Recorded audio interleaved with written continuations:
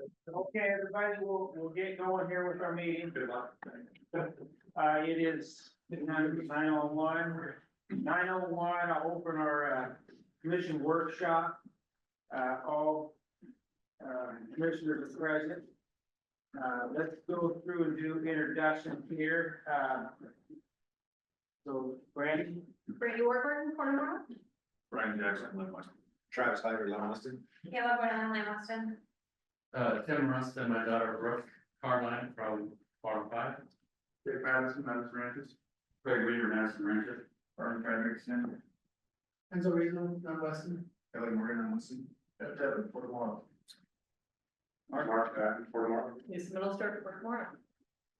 Okay, looks like Jason from Fort Morgan as well. Okay, how about online? Okay, we'll start with Justin Starter. Hi, good morning, everybody. Justin Sturger, Oregon DEQ.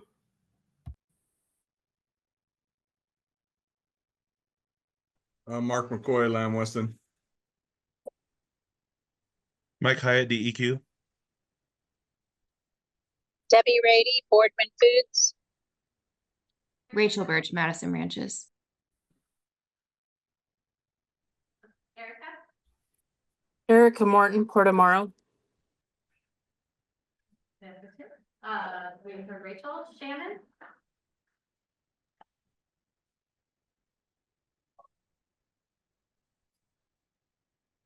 Are you there, Shannon? She might have her. I was gonna say, I think it's Shannon Rust, okay. Aaron Palmquist, Aaron Palmquist, City of Oregon. Jackie.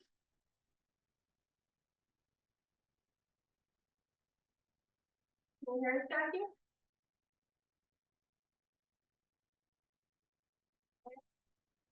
Who Reed AI is? Might be Dave Sykes. He did say he was gonna try playing with Reed AI. That's good. Are you asked? I didn't do it, no. You can send Reed AI to a meeting if you can't make it. EAMT. Yes, hi, Erica Amped, PGE. And Jim. Yeah, Jim Kirkham, Oregon Potato. Perfect. Thank you, everybody. Okay, thank you. Next is our farm presentation for Madison Farms. Before we start, Dick, Lisa, do you have anything you need to add or No, this is for presentation? learning workshop, so feel free to ask questions. I mean, if Jake wants you to interrupt in the middle, that's great. If not, we'll turn it over to Jake. Okay, go ahead. No, thank you guys and everybody else for coming. I'd like this to be more conversation, so if you have questions, stop me and we can go through them. So what I'm trying to present today is kind of a global view of where the land application business is today. We're going to talk about farm economics, we're going to talk about pounds of nitrogen and balanced water, and just how it all fits together and where we've come over the course of the last 18 months or so.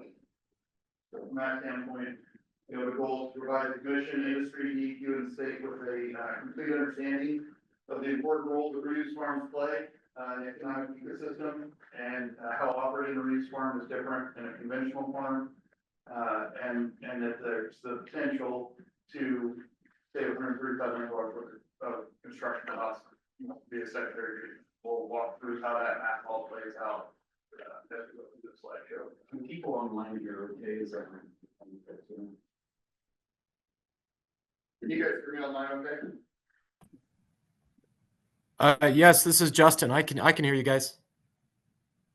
Thanks, sir. There we go. Yeah, put buttons.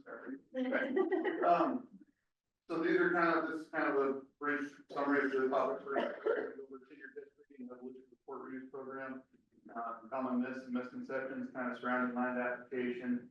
We're going to go over the violations from 2018 to today, actually, and then we're going to work through your guys' reports, annual volume, so gallons of water, pounds of nitrogen, loading rates per acre, just so you guys can kind of see a perspective from 2014 to 2023 to a 2026 projection, and then we kind of understand and see what that means. And then we're gonna talk about, fit for purpose concept. That's something that I've been reading a lot about in the reuse world right now, in the water reuse world. It's used on two different ways. It can be used for how far do you treat the water? You know, you treat it for, down to a specific purpose. And in this case, we're gonna apply that fit for purpose concept to the reuse water treatment as well as the farm cropping rotation from that standpoint. So to be able to achieve the goals that we're looking for. What makes the reuse farm different than a conventional irrigated farm? We're gonna cover that, in some pretty detail. And then we're gonna look at some economics and some budgets, that we've presented, to your leadership here, a few months ago. And then we're gonna go over, how close the full report is to being fully permit compliant.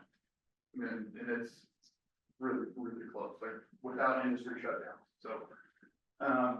And then what is the largest cost, highest level sustainability options available, moving forward? So how do we optimize this to where it's protective of the environment? It allows the business and industry to continue to operate and grow, and then how do we manage the reuse coming out the back end? So, and then there's a question and answer session. And, but like I said, if you have questions anytime, just stop me. Okay, so back to 2014, and so in 2014, the board needed additional land, so they added, increased farm 3 acres by about 11%. 2015, the port continued to grow. You'll see that in the volume numbers we're going to look at. And so we started working with the port to try to develop a plan to add half of our farm, plus at the time, what was the Hale Butter Creek farm, into the permit. The Hale Butter Creek farm was going to be accessible during the winter time only, and then our farm was going to be accessible year round. And it was 1,800 acres. Yeah, and it was 1,800 acres. And so we went to work and we built that project, and that was done with DEQ approval under the permit at that time. That was going to be the fix for the next 15 years. Like that would have allowed growth, that would have solved permit compliant problems, and it should have solved the problem for a long time. In 2017, Hale sold to a different farm operation, and that farm operation refused to take water during the winter. And that put us into a pretty big bind as far as not having enough acres. Those 1,800 acres really mattered. Also in 2017, DEQ issued a new permit that had a bunch of new conditions and new restrictions that weren't anticipated and were never talked about during the construction of this project. And those were the rules that essentially put us in a worse spot than we were before we started the project. And so we spent the next 3 years working with the local DEQ office to go through. So Beth and myself went and talked to DEQ in Pendleton, said, here's our issue, we lost these acres, these new conditions, are a problem. We need some variances so we can operate this. We won't violate the 5-foot rule. We won't violate, there was a couple other conditions that we tweaked to make sure that we could operate while we went down additional acres. And so we operated under those.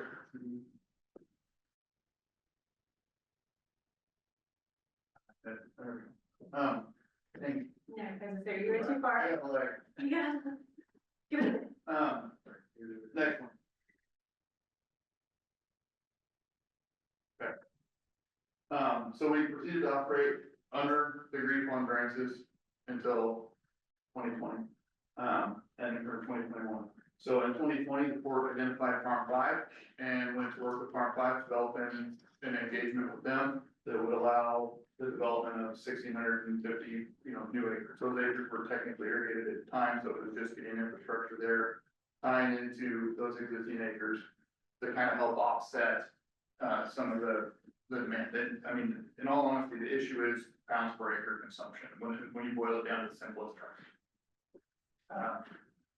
So that was still not quite enough acres. So in 2023, actually in 2021, upon review of past Senate reports, some new DEQ staff failed to recognize or rescinded, whatever term you want to use, the variances that we've been operating under. And that was the massive press release that you guys saw that quoted thousands of violations and that kind of stuff. So we're going to boil whittle that down a little bit too. We're gonna dive into those numbers, and so I can show you what all those violations be. And then in 2023, the port starts developing another 950 acres, farm 4.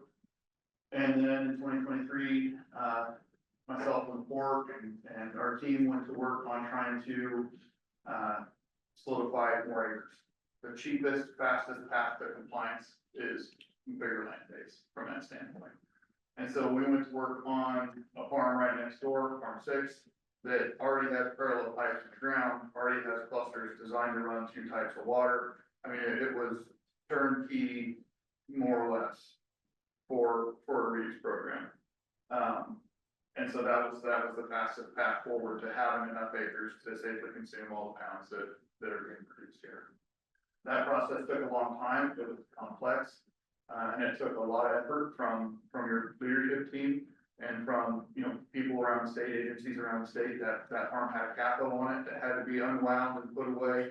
And then we had to go through the process of integrating the DEQ permit on top of that, and DEQ and ODA worked close together on that. There was a lot of effort by a lot of different agencies and staff to make that happen. So 2024, this fall, right? You guys closed on that. So congratulations. And so with that, it came with a lease on it. You guys, so also in 2024, you guys began developing another 720 acres on farm 4 or 5, sorry. And that was operational last fall. That played a key role in this winter and how we were able to perform this winter. And then the port started construction on nearly 1.5 billion gallons of storage. November 1st, we're no longer allowed to winter apply. We got to go store all that water. So the port closed on farm 6. It has a lease on it that is up October 1st-ish. So that farm, we won't have full access to until this fall. So it's not going to consume its full potential this summer. There's about 1,000 acres this summer that are going to be a mixture of corn and alfalfa that'll consume a bunch of water. And so that'll help make more room in the ponds for the winter. So the goal is, as we get into this, we'll talk about the fit for purpose piece again, but building a crop rotation that ensures that there's adequate room to consume everything you guys are producing. Industry can continue to produce at the level that they need to, and to provide room for growth, for you guys, and trying to do all that as economically as possible. There was a setback on farm 6, right? Is that still huge? No, it's not. Huh? It's been. Okay. Oh, I'm sorry. I went to a different meeting and said that. Okay, so we're gonna talk about some misconceptions, before we get into a few more things here. So, violations of the permit did not equal pollution. Not every permit violation is a pollution event. So from that standpoint, there was 3,861 permit violations since 2018. And of that, only 55 of those were violations of the 5th foot rule. Does everybody know, have a thorough understanding of the 5th foot rule? That's a super important concept. So the 5th foot rule essentially is if the 5th foot of the soil profile reaches 100% capacity, then that soil can no longer hold that, and then water can leave that 5th foot. So that's an important thing to note. That doesn't mean that it went straight to groundwater. There's crops that were grown on these that alfalfa is very recognized for being able to root 20 feet deep. So there's definitely some mitigation on that. Jake, Yes. of that time frame, how many acres roughly? Well, I got a slide that'll show you all Okay. that. We'll get to that. Yeah. And so, from that standpoint, not every single violation that you read about in the paper, and I've got a slide that's gonna break those down, you guys can see that, but they do not equal pollution. Economic rate violations, or I should have changed that, DEQ nitrogen limit violations are not a gross over application that results in pollution. So the current DEQ nitrogen limits are based on genetic potential crops 20 years ago. Hardwood winter wheat is a pretty good example. The agronomic rate for that's 360 pounds. If you follow the OSU fertilizer guide, that's what it takes to make 120 bushel hard red winter wheat that makes 11.5% protein. 20 years ago, that was it. I mean, that's what you got. Today's varieties, we had several varieties this year that were in the 160s, mid 160s, but the protein level was clear down to the low 9s. And so it was a $50 an acre dot. Those plants should have taken up, if it was available, a lot more nitrogen that would have made protein. So there's capacity in the system by improving agronomic rates to match what the crop demand is today. And so we've got some models to talk about what difference that makes as far as to the pork goes from a consumption standpoint and a financial standpoint. Can I ask a quick question? Sure. The difference between what they can take and what they are getting or got last year, whenever that growing season, what was the cause of that? Why was there that difference? Or So the DEQ nitrogen limit is the ceiling that we're not supposed to exceed, right? So if you take 160 bushel hard red winter wheat that you're targeting 11.5% protein and apply the OSU fertilizer guide to it, they have on almost every fertilizer guide, there is you need X many pounds of nitrogen per X units of yield, right? And so if you apply that same thing to 160 bushel hard red winter wheat, you're over 500 pounds. And so from that standpoint, I think what you're suggesting is the DEQ would not allow you to do that. Correct. Correct. So you could put on. In an effort to do our best to stay compliant, we're trying to push up to that level as close as we can get without going over it. But we know that it will consume more. So from that standpoint, DEQ agronomic rates today on many crops limit their health and limit their production and limit their economic viability. so and we got some slides to touch on some of that stuff too, so. So the non-grain season applications are beneficial from that standpoint.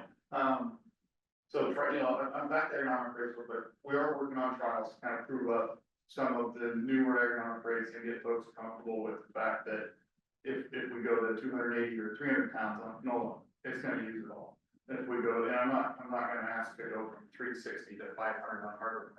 That's in my mind. That's not the right number, right? I mean, we're going to try to step it up a little bit and see what we can do there in increments if need be. But I'm not going to go from one extreme to the other without having a year or two of data to back it up. So everything that I'm requesting and we're working on with your board team and other agencies in the region is kind of, we're taking a step approach on, let us prove this much, and then get people comfortable with it, and then let's prove this much. And then there'll be a point where it's like, okay, we don't need to do anymore, and that one was too much, and we'll back it back up, or we're fine. But at the end, the risk is managed by not pushing it out of the benefit profile. If you manage your irrigation practices, and we try to manage everything in 3 feet. And so from that standpoint, we're trying to manage everything in the top 3 feet. We have to account for the nitrogen in the 4th and 5th feet. Plants do root that deep. Corn does, wheat does, trit does, canola does, alfalfa does. Canola and alfalfa specifically will get deeper.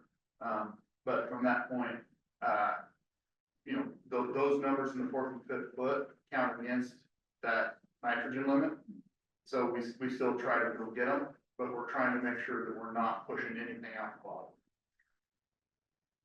So in the event that we do have a trial where we put more on than the crop needed, if we don't push it out, it's still in the soil profile for the next crop. So at that point, it's not a waste, and technically, I guess at that point, it would have been more than was economically needed, but it's still there for the next crop, so it's not wasted or lost. And even if you do quote unquote push it out or reach soil holdings capacity in 5th foot, you adjust the crop rotation to go down and give. Yeah.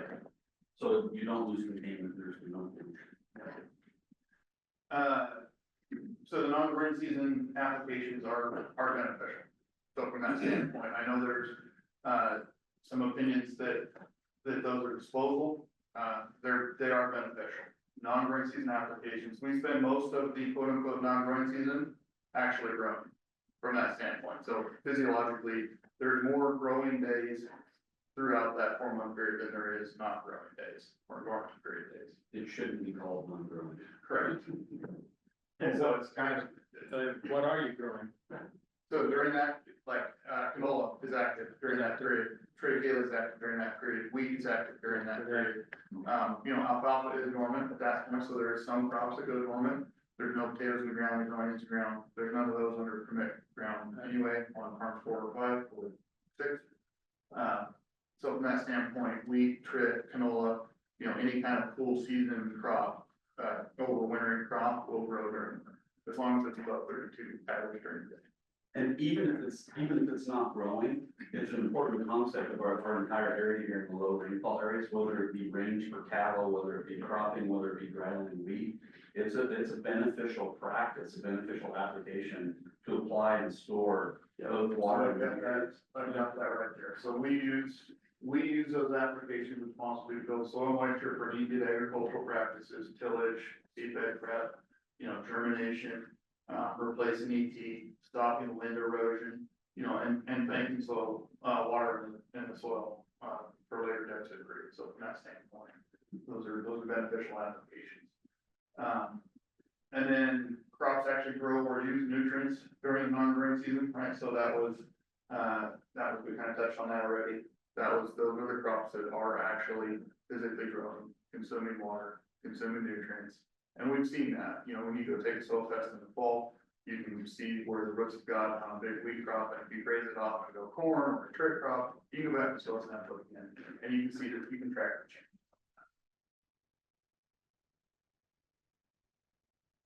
And then, reuse water is made up of several different types of nitrogen and components of plant available nitrogen.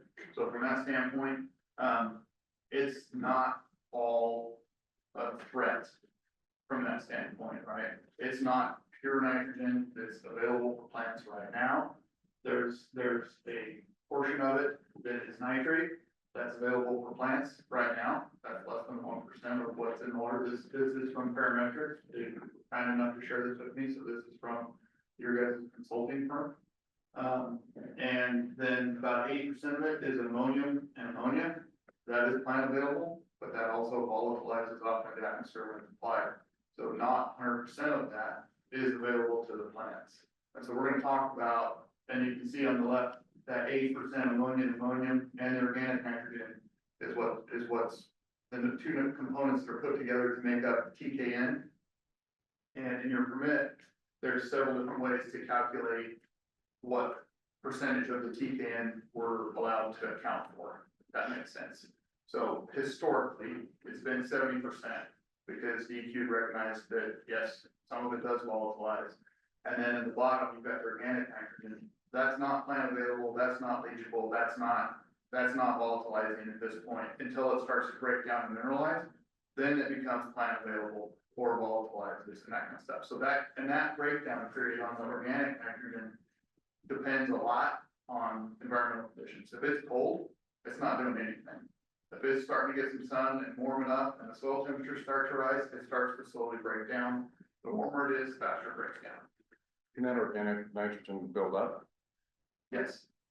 Yeah. So you have to be careful of that, I suppose. Yes, but generally, it shows up in the soil test. Right, so that's why you take a post-harvest soil test. So if it's still breaking down past when the crop needed it, you're gonna catch it in the next soil test and then move forward with it from that standpoint. Yeah, that's a good question. Okay. This is the violation piece. So there's two different blocks here. One is 2018 through 2022 and the other is 2023. So you can see the 30-pound rule, the 75-pound rule, or 75% rule in 2018 to 2022. With the variances in place, there wouldn't have been 10% of those. There would have been significantly less than what was there. The monitoring stuff would have still been there. The leaks, I mean, leaks are leaks, right? From that standpoint, they're a violation, but it's a pipeline and they need maintenance from time to time, and you can find that by finding things, fortunately. So, but the board has a mitigation plan around those leaks as far as digging the soil up, spreading the soil back out, so impact is mitigated. on the rate violations. More like nitrogen limit violations. It was 18, monitoring was 1, and 10-foot violations were 41 events over the course of 2018 to 2020. So if you look at 2023, this was significantly better performance from that standpoint. There was more ground available to be able to spread it out further on, and significantly less violations. The reason it's broken out like this is those are your two notifications. Yeah. So those are the two fine notifications. The first one was 1.3, the second one was 783, but that's why we broke it down like that to match and do the analytics on each of those posted violations. Okay, so are we making progress? This is 2024 as of mid-February. We had 675% violations. We had 3 leaks, we had 0 5-foot violations. So the additional acres, you know, we can walk through right there. In total, the difference between 2020 and 2024 was 3,325 new acres that were planted specifically for consuming reuse water. Permit modifications that allowed us to access all of the ground that was deemed safe. So there were still high hazard fields that didn't get any water applied to them. There were still fields that had a certain amount of nitrogen soil test, didn't get any water applied to them. And so these applications were done on fields that we worked with the state and with industry and DEQ on to identify as the worst thing we can do is continue to concentrate this, we have to spread it out. There are layers, and that's why you're seeing the results there. So, and then industry conservation practices and downtime. There was some significant downtime. If we had not had one of the wettest Decembers and Januaries that we've had in 30 years or 25 years, how long have they been measuring it? We've made it without having to use the governor's executive order and without having to have as much shutdown in the industry. So I mean, we were really close being able to make it with the system that's in place now. And we're able to do it with 0 5-foot violations.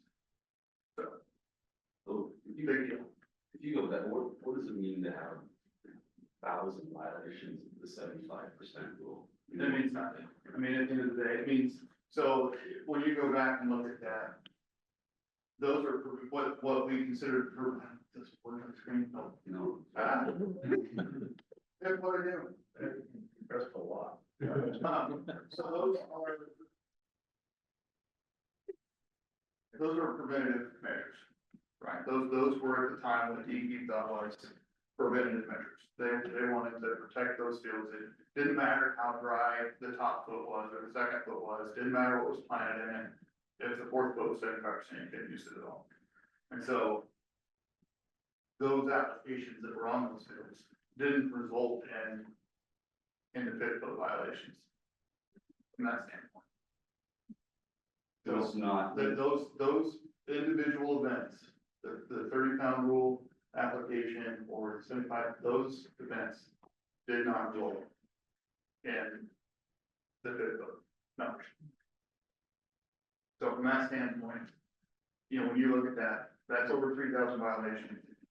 And there's less than 1.5% of those were for anything that could have even remotely been considered a violation for a loss of containment. And those we mitigated that with the cropping system. And those were 98% of the dollar of volume, the dollar amount of the fines. Over 98% of them was for those violations of preventative measures that were not cost containment. We were forced last winter. We had medium risk fields, which they didn't want us to apply them, that met, they were alfalfa fields, they were less than, I think that these ones were really clean. I mean, they had less than 75% in 4th foot, they had less than 30 pounds. We could not use those fields. And so some of the 75% rule, or let's see here, some of the violations you see in 23 are because we knew we had a really big freezing event coming and we knew we didn't have 2 weeks worth of storage in the pond. And so we ran on medium risk fields that were permit compliant, they met those rules. And those became an issue, so that's why we've been working, to try to figure out, okay, we've got to get the state on the same level, we've got to get DEQ on the same level, we've got to get farms on the same level, we've got to get the community on the same, everybody understanding the sole problem, and then fix that, and then continue to move forward, and that's kind of part of the purpose of this presentation, right, is to try to get everybody on the same page. And have a better understanding of what's really happening. What makes a field high risk, medium risk again? So it can be the location to a down gradient, receptor, it can be the nitrogen content in the soil for the post harvest, it can be the soil holding capacity, it can be, you know, yeah, that's the downstream receptor. So from that standpoint, so there are several different criteria. The board work with GSI and DEQ to develop a criteria to rank every single soil. Okay, so these are your annual volumes. So in 2014, roughly 2.7 billion gallons produced. And at the time in 2014, that was roughly 1.6 million gallons of nitrogen. And that's the nitrogen that was accounted for, right? And by that, I mean the TKN number at that time, we were allowed to use 70% of the TKN value. Because as we discussed earlier, not 100% of it is available or goes into the ground. Some of it volatile. Does that make sense? Okay. So in 2023, it was roughly 3 billion gallons, so it had some growth. And at that time, the permit stated same thing, same calculation method. So you had 1.8 billion gallons or pounds of nitrogen to consume. Projected for 2026. You know, Myth and I talked about this, we're thinking 3.3 billion gallons. So projected on that, you'll see a market jump. We go from 1.8 to 2.9. The difference in that is one, yes, there is more water, but two, under the current permit, we have to account 100% of TKN, even though it's not available to plants. So the part that's being lost to the atmosphere is still counting against us from that standpoint. Does that make sense? So you have to put that down as plant available nitrogen, but it isn't.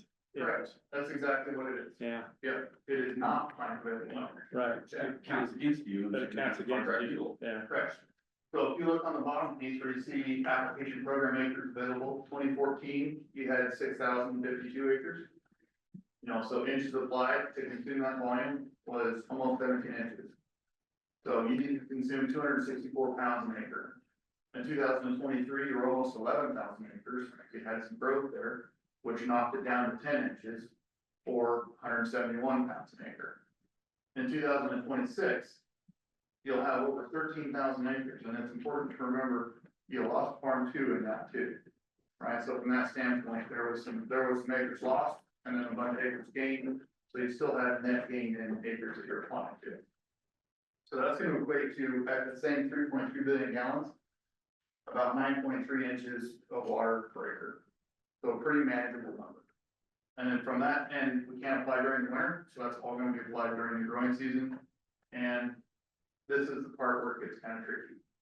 If you continue, if we're forced to continue using the 100% TKN number, that's 222 pounds an acre. That is a little bit more of a challenge, but it's still doable mathematically and crop modeling wise to be able to consume that and provide growth. And Jake, that's assuming that the secondary water treatment's Correct. affecting the water, Right, that's as your water is today, going through the digesters. You know, the water's changed since it's gone through the digester. Yep. And so when you look at the current water sample, there's no nitrate. Yeah, it was less than 1%. And so the problem is that this TKN conversion is, I think, poorly understood. And I think from soil tests and looking at this, there's much less nitrogen than there used to be. And crop performance. And we're seeing. Until we get a grip on that, the conversation about economic limit and how much nitrogen is really out there is not fully understood. That's correct. And so I think one of the key things that we're gonna be trying to push for and hopefully get a better understanding of with working with parametrics, because I think that's one of the things they've been tasked with is show us exactly how much of this or some models, and it's been researched a whole bunch by a lot of different people. So there's a lot of stuff out there to bring back and say, okay, if your water type is this, we can reasonably expect this to be happening. And then we can apply that hopefully to the permit and then start to see a more realistic expectation, you know, on the crop side and on the consumption side, and we have more of a consistent accounting. We had some issues last year, kind of some back and forth between it was, you know, it was 100% for a little while, and then we got approval, we were at 70%. And so we did that, but by the time we got that, it was too late to make a difference on the hard red winter wheat, and it was too late to make a difference on most of the corn. And so from that standpoint, we didn't really get a chance to put that to work. You thought you were putting down nitrogen that wasn't really there. Exactly. Yeah. And as a reference point for And you guys, you'll see that when we go through the yields on the budgets. I'll show you kind of what we expected and what we got. so as a reference point, a typical crop will use between 30 and 40 inches. And that's, you know, three. It totally depends on what you're growing. Right, so I mean, it's, yeah, those are the inches consumed during the budget. We've got a bunch of that kind of stuff there. So the water coming from the digester is different Than what it was. than what it was? So Yes. You're saying less nitrogen in the water, TKN or? It's a higher percentage of ammonia and ammonium. Then correct me if I'm wrong, it's a higher percentage of ammonia and ammonium, Okay. which is more volatile and, you know, has a tendency to volatilize more than nitrogen. So when you do a soil test and compare it to what the calculated nitrogen in the soil should be, it's much, much less. It's, I would guess you're getting, instead of 70% of DEQ is assuming, it's more like 5 or 10%. It's much, much less. There's a lot of work that needs to go into studying that. And so, and that's step one, and then we can step back, you do that first and get a true understanding of what's in the water, how do we account for it? And then we can start looking at, okay, then you go to work on, you can do a little more work on proven economic rates, because you've got an accurate accounting on the water to start with. What is the digester doing to the water that makes that difference? basically your TKN is being changed. So the form of TKN that you used to have before, you had nitrate, nitrates, and mixed with other stuff inside of it. Now you're just expanding that, you know, giant water graphic that Jake was showing you. Your ammonium and ammonia is far greater than what it used to be, because you're converting that organic nitrogen into other forms.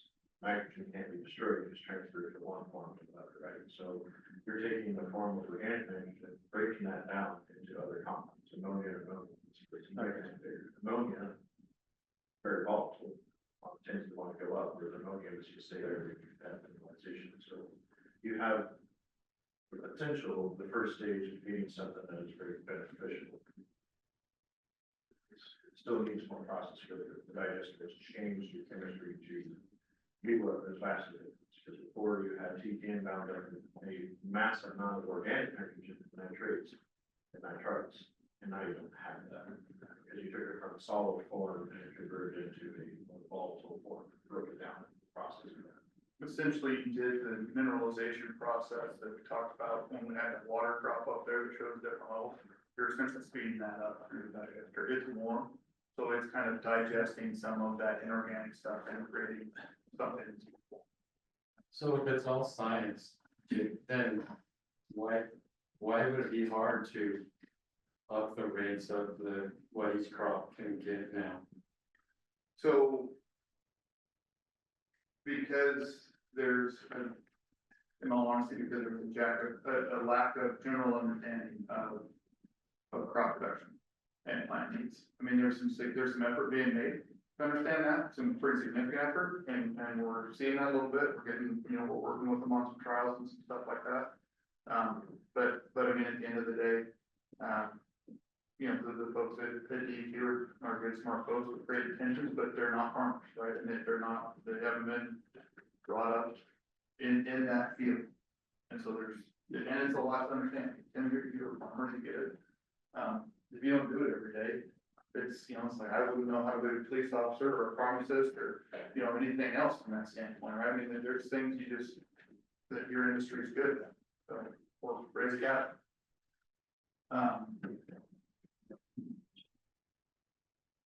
Okay, questions on this one?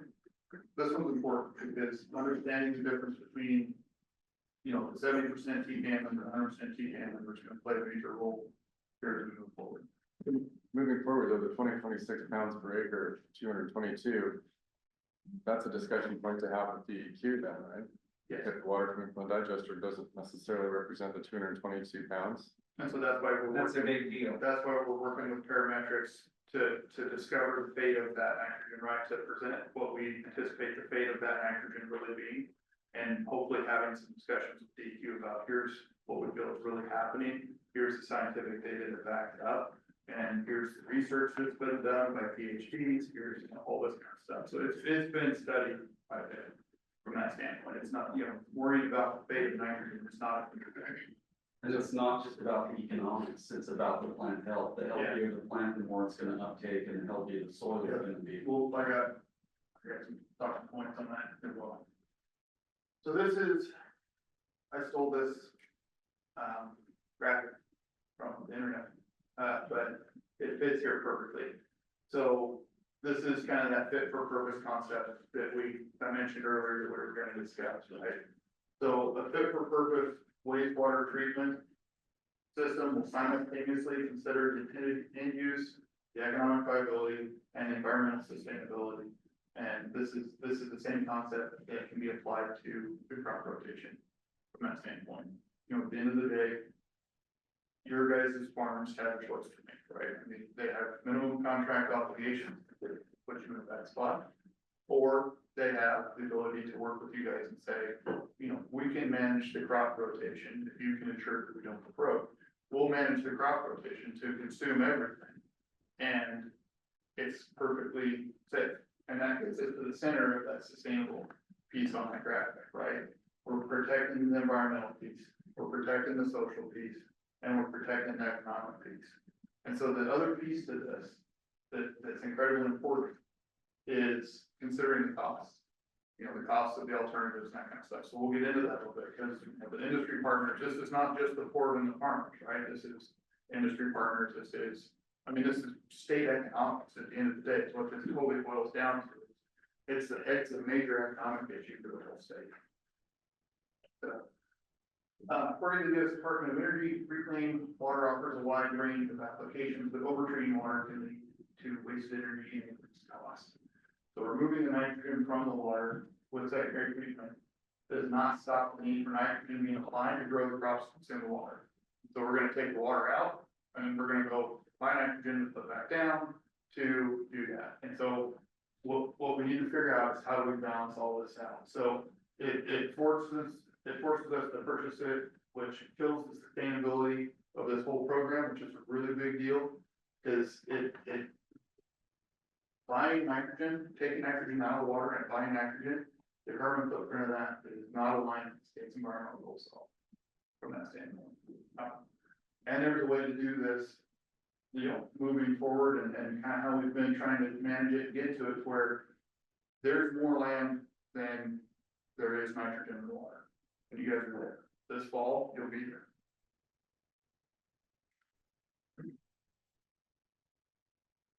Okay. So remember when I talked about if we grew what we needed to grow, you know, and took the minimums, you guys still wouldn't have enough land. So if we went through that and said a traditional crop rotation that supports traditional farm economics, would leave you guys about 15% short of having enough ground to consume everything you need to consume. Well, that's if people. And that's right. Their conversion. That's at the current 100%, everything else, right? So again, the importance of studying that trickles down into every point that we're gonna make from here on out. And so. Just as, Go ahead. Does DEQ monitor how much nitrogen you add on? Yes. So that's part of the cap? Yep. You're only allowed to put on so much or add so much Total plant available nitrogen in the rotation can't exceed the nitrogen. nitrogen. From all sources. Okay. So, with current DEQ nitrogen limits and calculations, a crop rotation that was fit for purpose, we'd be able to consume 4 billion gallons.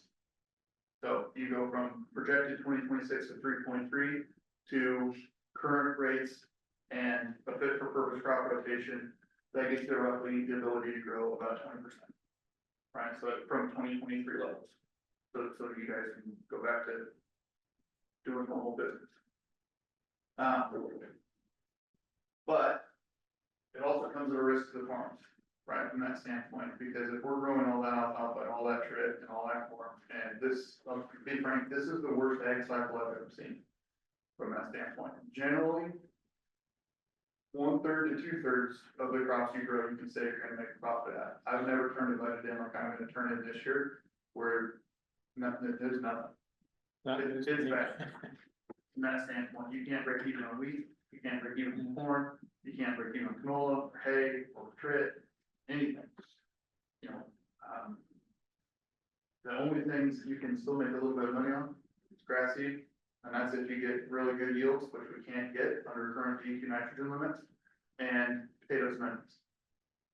And we don't, there's none of those there because we're trying to fit our cropping rotation for the purpose of keeping the state's economy running. And comply with the DEQ permit. Yeah. So worst case scenario, I mean, between all the farms out there, that could be a $6.5 million job annually. So when we go through these scenarios, we're gonna get into some scenarios now, where we've got some model results that we've talked about. That'll kind of show you guys, you know, what is that number? That's a big number. What does that compare to cost wise to O&M on secondary treatment or capital cost of secondary treatment or, you know, any of that kind of stuff, right? So, because at the end of the day, secondary treatment's not gonna change the gallons of water that's being made, it's gonna change the concentration of nitrogen in those gallons. And so you're still capped right now with the existing pond capacity that's available. If all those ponds are empty in the fall, you're capped at 30% growth from where you were in 2023. You don't have enough winter storage to grow any more than that over the course of, you know, the next few years. So the only way to change that is more storage or that's it. Because we're not gonna get winter irrigation back. So with the nitrogen limits matched to modern crop genetics, and best management practices, and the appropriate, what we're estimating to be the appropriate TKN values that we've historically had, or maybe even lower, a fit for purpose crop rotation would give the quarter month capacity to increase by 54%. So there's enough, you guys have amassed enough land under contract or owned, that if we went in and said, okay, farm economics aside, what can we plant here? What can we grow here that's gonna consume this water? That on really good years, you know, we don't pay farmers anything, they're gonna make money. On really bad years, it's gonna cost us a little bit because we need them to do it again next year. Right from that standpoint. So that's a lot of trit, it's a lot of alfalfa, corn, trit, corn, you double crop, so you can get 2 crops in 1 year. Hardwood winter wheat, buckwheat, you can double crop, you get 2 crops in 1 year. So we're trying to, I mean, the guy goes through and looks at the scenario and said, okay, how do we maximize this? And in these scenarios, I still have 1,000 to 1,500 acres across all the farms that didn't receive any reuse water from that standpoint. So there's still, and then I used a 10% buffer. I took our average soil test and applied that to all the fields, put in the agronomic rates or nitrogen limits, and said, okay, this much of it's gonna be made up of commercial fertilizer, we still have to supplement that a little bit on some of the crops. This much of it's gonna be reused, and this is how many pounds and gallons we're gonna use. I didn't put that in here. It's a very complex spreadsheet, and I didn't want everybody to lose focus. We want to try to use it. So the point of, you get 54% growth, but it also cuts down in a really bad ag cycle. The yield increase offsets cost by $2.5 million. They're down close to 4 million instead of 6.5. And with those appropriate agronomic rates and best management practices, on an average cycle, it's like $1 million. And on a good ag cycle, there's not profitability on the farms. In a good ag cycle, you don't pay for it.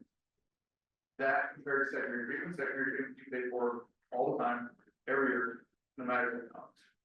Right, on ag side, you're talking market prices. Market price. Yeah. Yeah.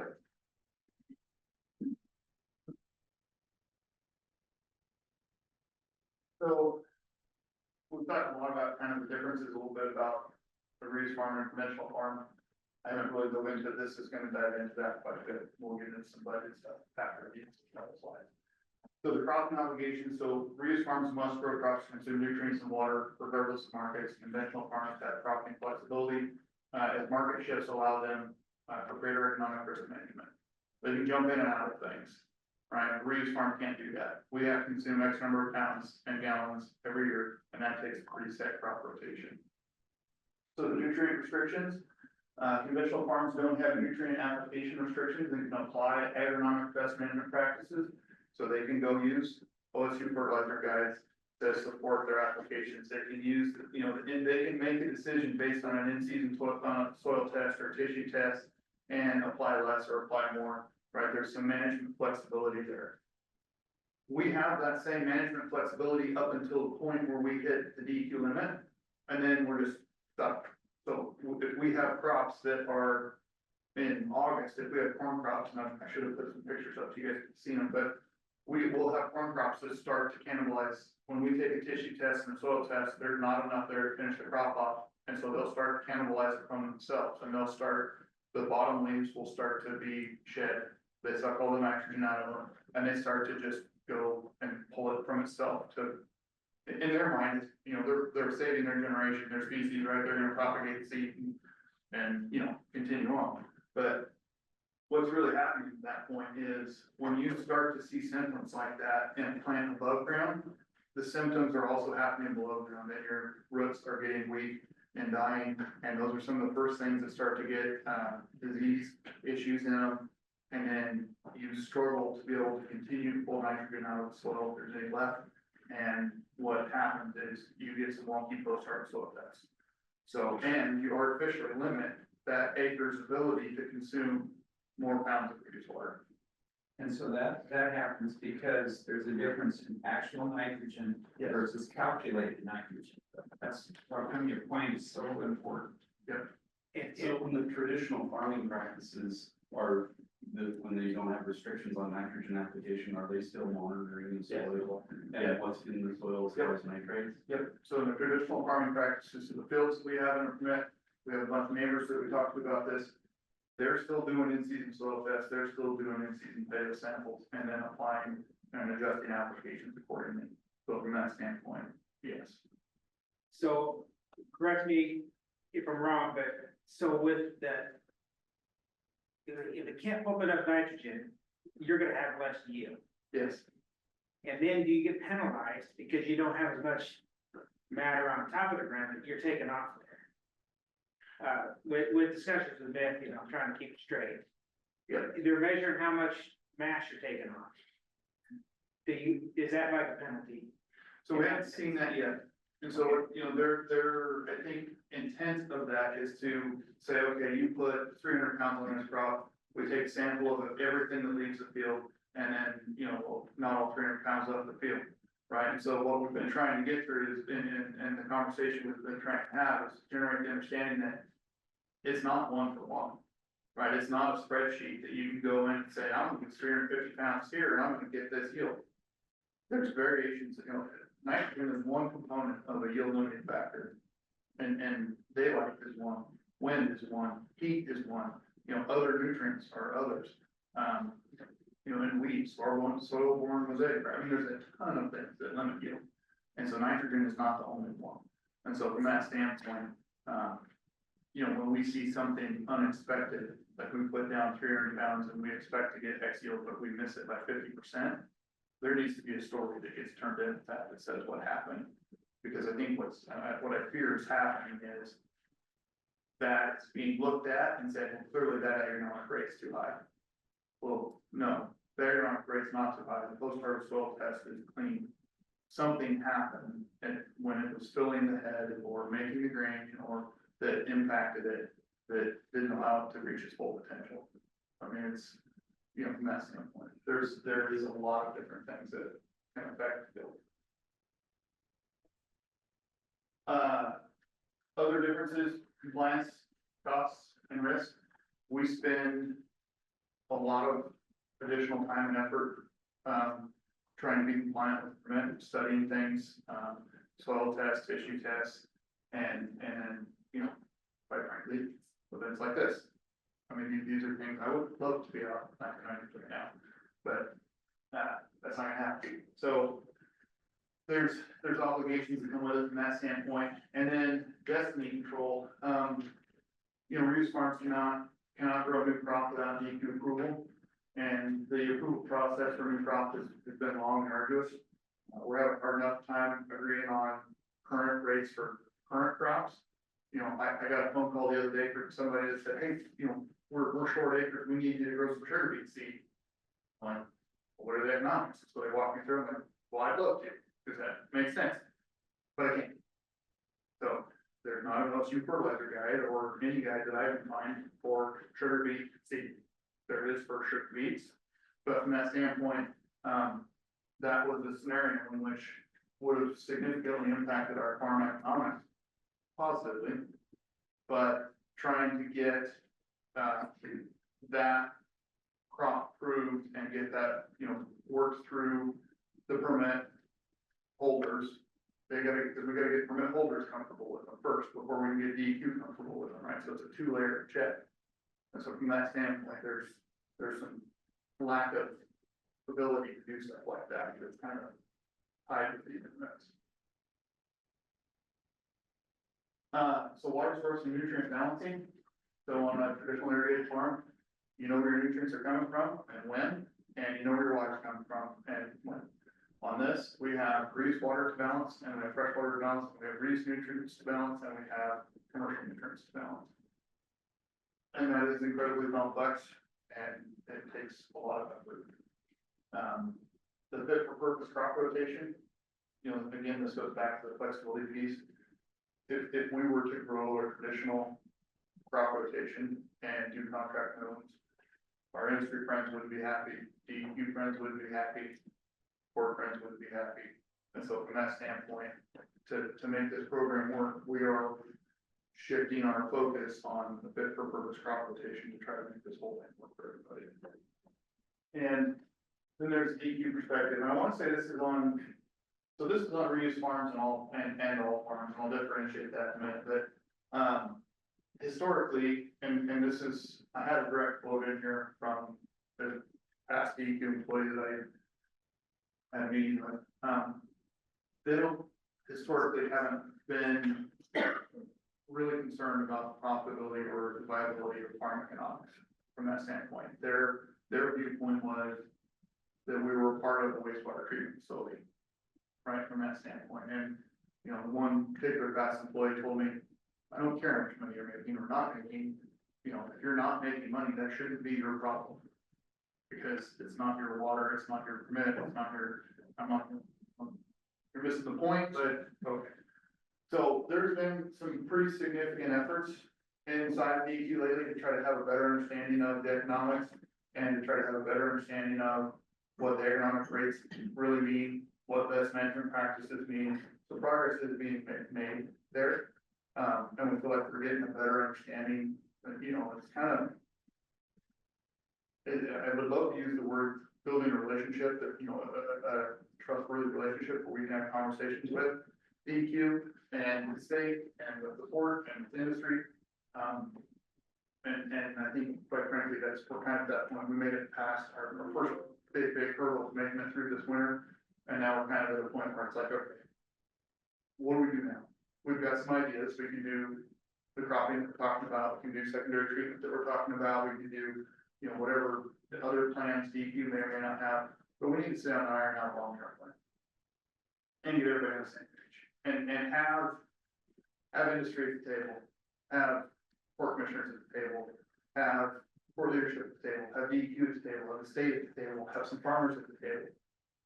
Because DEQ, the problems that DEQ sees, their job's not to find solutions for those problems. That's our job, the rest of us, is to find solutions for those problems. So if we can find solutions to still ensure their goal, we should be able to have those conversations.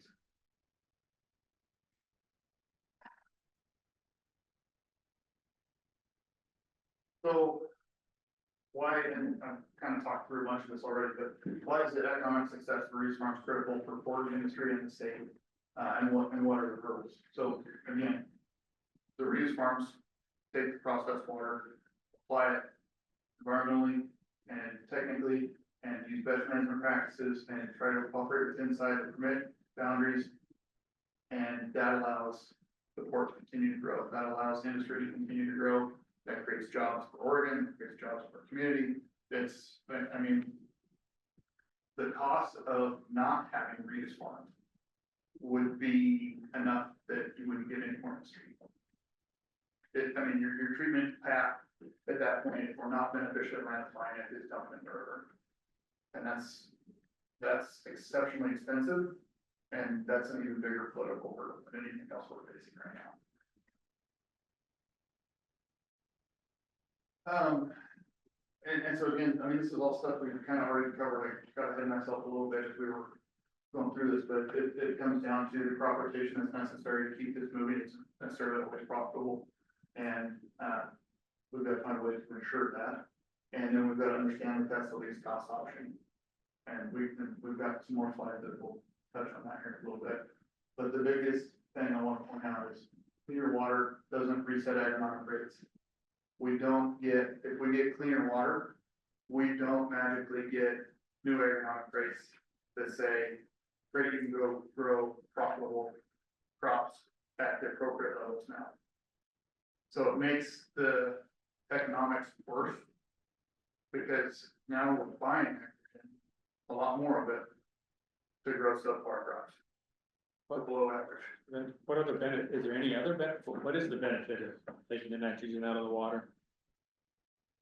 I mean, to treat the water and have less nitrogen. There isn't one. No, So it's the treatment process, how you get the nitrogen out, is you turn it to ammonia, and then you gas it off. Right. You run it through a bunch of aeration tanks, and it just goes up in the atmosphere. And so at the end of the day, you're removing it from the water, you're not eliminating it. Right. Right, it's still, now you're gonna have a big ammonia flow down the gorge, which is probably gonna end up, I don't know, with another DEQ air quality better, but I don't know. And a biosolids program, that much will happen for sure, which is DEQ, another one. And, cause there would be and then a lot of salt. coming out. and DEQ will still monitor that, even if the water was clean. Yeah. There's still a permits required to put that clean water on. Yeah. Which comes with all these requirements. Because it's still industrial wastewater. It's still considered industrial wastewater, and as part of the treatment step, right, they consider the farm part of the treatment step. And they want control over that. Okay. So do you know if the phosphate potassium that's in the water will be eliminated with secondary treatment? That's a good question. I believe a lot of it will come out in the phosphate. There is phosphate and potassium that is usable and you can test for it and find it in this water. But that's good, right? And that's a good thing. Good thing. Yeah. Every pound that goes on through this water, it's the cheapest way to transport it. And any pound that doesn't get put on and uptaken by these plants has to be manufactured and applied anyway. So you're gonna volatilize it into the air, then you're gonna go make more emissions. And Use natural gas. Yeah. So is there anything in the water that is not good, that could be regulated in the future? I understand potassium, nitrogen, those things are good. What's not so good in industrial wastewater that may need to be taken out? So there's, in the port's water, Yes. we haven't seen any side effects from anything that could potentially be not good. Salt, if there gets to be too much industry that comes in and, and the port discharge water cost gets too high, so they're gonna minimize the gallons that they're sending to the port. And they go put like an RO system in, and then they dump the salt brine out of the RO system back into that can spike salt levels up, and that can cause some problems.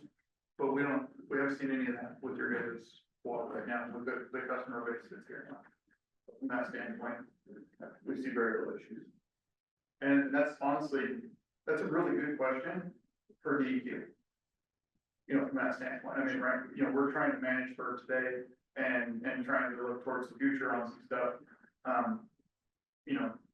Secondary treatment's not needed for the permit today. we can consume everything.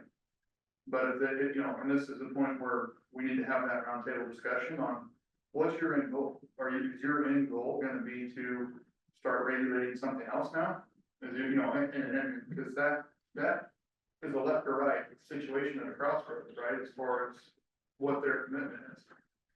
And we, I don't mean to, this will pass the EQ list, so I'm not talking about anybody that's there now, but it's exactly what happened in 2017. We built a project that was supposed to be a 15-year fix, and then they changed how they were regulating it, and we couldn't comply. And so that kind of communication, I think, is incredibly important between the board and the state, DEQ, and the farms, because all of us sitting around have to understand what that means. So if I'm gonna be asked to make a decision on whether secondary water treatment is needed, I'm gonna wanna know, is there additional regulation coming? Yes. If anybody can tell me, you know, so that's hopefully something that we can. Right, but the key point with secondary treatment is that yes, you can volatilize the gas in here, so that you're not planning applying gas. But with the other macronutrients that are in the water, it's solids removal. So what you're gonna do is you're gonna extract the solids out of the water stream, and then you're gonna stack them, and then you're gonna load them into a truck, and then you're gonna load them into a spreader, and you're gonna apply them into it. So, Which will be another DEQ permit. That'll be a different one, or you're gonna take it to landfill, which again, makes the sustainability thing way worse. And costs way more. So I mean, that's all part of that process of having that roundtable conversation is, what are the options, what are the paths forward, what commitments are we gonna get from DEQ that says, this is your permit for the next 10 years? Right, and I think they're 5-year permits, but, you know, at the end of the day, if you guys can perform under this permit and prove that you're doing a good job, this will be your permit moving forward. There won't be any more hard right turns out there. Right, from that standpoint, and that's the stuff we're trying to avoid. you have the ultimate check and balance, because you've got a soil test, Yeah. You know what's in it before you plant the crop and apply, you know what's in it after you harvest, and you manage accordingly to make sure that you can maintain containment. And our ag systems today require us to account for every pound of everything that we use. Yeah, data's gonna do the best argument you're gonna have, whether it's percentage of TKN or organic or whatever. You know, Absolutely. data versus theory is gonna be better. And those are arguments that we're trying to have, and there are conversations, I don't want to say it's an argument, but those are the conversations we're trying to have. And we would really like the opportunity to be able to sit down with the experts and with DEQ and be able to have those long conversations and be on the same page. Because it's incredibly frustrating when we go present a case and then it goes into a black hole and they come back with, you know, well, no, this is what we think it is, no more conversation. And it's like, well, how did you get to that? And so we want to be able to continue to have those open conversations. I don't know a law that exists that says we can't talk. Right, I mean, it's like from that standpoint, like I don't think there's a law exists that said I can't be part of the solution, or industry can't be part of the solution. You guys as chair people, you know, commissioners can't be part of the solution. You know, from that standpoint, you know, those conversations have got to start happening at a higher level, I think, from with state engagement, with commission engagement, with industry engagement, with farm engagement, and with DEQ. And maybe no DA, I don't know, but we've got to start. I feel, and I know DEQ, sorry guys, I know you're backlogged, I know, you know, Justin, you've got way too many permits. And you guys are trying to cram through stuff, and I don't envy the position you're in. But we still got to figure out how to do it right.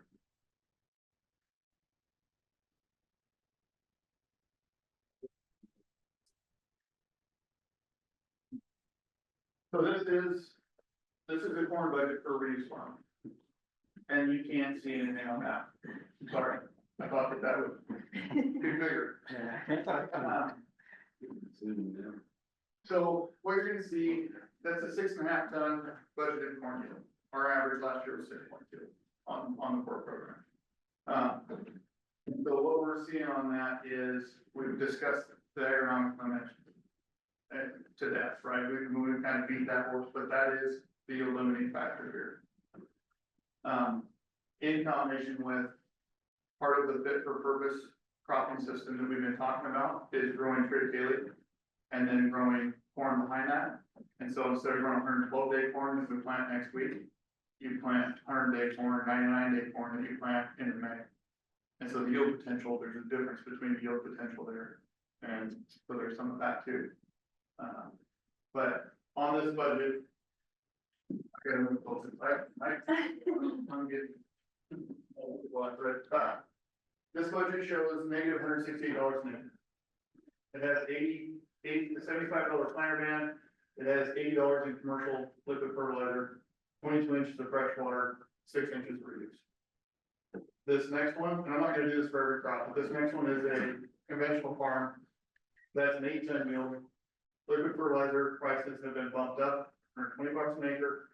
Freshwater inches have been bumped up to 30 inches. Harvest costs have been bumped up to accommodate for the additional yield. And so you go through, there's a 1.5 ton difference there, and we hit 8 tons on the fields that we aren't in the permit on. And on actually 2 of the fields that were in the permit, we did exceed 8 tons, but they weren't following trip. There were 112 acorns, or 109, I think is what it was, that was planted pretty early on, and I mean, we hit that yield. So from that standpoint, those are 2 fields that we made enough money on last year that there wouldn't have been anything that's on. You postcard soil samples look good, look the same after the. Actually, cleaner, but yes. So on bigger, high yielding stuff, they literally pull more out. They have bigger, stronger root systems. They're just bigger, stronger plants. So that results in a net increase in income by $192 an acre. By having the fixed agronomic rate for nitrogen limit. So this is hardwood winter wheat. So last year we averaged 100 and I think we budgeted 135, and I think we did 133 or something like that, 131. We're pretty close in there. So what killed us was protein content. We, on hardwood winter wheat, if you're below 11.5%, there's a dockage. They want higher protein. Soft white, you want low protein, but the agronomic limit is lower. So we grow hard red under the course program because it allows us to consume more wheat per acre. So another part of that, fit for purpose concept, right? And so you'll see the same thing here with fertility, with water costs and everything else. When we look at conventional hardwood winter wheat, we went from 135 to 160 bushels on the budget and made protein. So there was a price adjustment there because we didn't have the protein dockage. The fertility went from $50 to $120, and the freshwater went from, I think I had it at 16 to 21, with a net increase of $220 an acre roughly. But from that standpoint, that's the important part for the board to understand too, because that under this particular scenario right now, those are direct savings to you guys. You soil test that field too? Is there any more nitrogen left over in after harvest than there was in the? There. The plants are healthier and they try to use more. What we're Trying to seeing make the protein in the wheat, yeah. is the plants that are bigger and healthier and that have the appropriate amount of nitrogen on out yield the limited crops, but they also traditionally leave cleaner soil tests. Because they stay healthy. So this was something that I was asked to present. So this is a rough 2025 crop production budget. So this was one of the things that was on the agenda for you guys to consider. These are current market conditions for each of these crops that are part of your program. And this is just on ground that we're farming. So I didn't have anything in here for burn, or any that kind of stuff. So this crop rotation of these acres balance out to, this is kind of the fit for purpose piece on farms 4 and 5 and 6. And so from that standpoint, it looks like about 2.7. As far as what the projected loss would be.